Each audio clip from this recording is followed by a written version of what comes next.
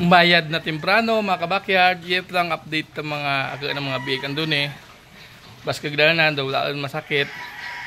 Pakaan ko lang ta kuya kano. Talbos ta kamuti. Trying hard mga kabakyard na magsalita ng kagayanin. So nakaka-proud lang po. Ito na po yung update sa kanila mga kabakyard. So malinis na. Sobrang epektibo po yung talbos ng daw ng saging at ng talbos ng kamote. Kitang-kita nyo naman po yung resulta. Kahapon po, sobrang mabaho yung dumi nila. So ngayon pong update, ayun po yung dumi nila.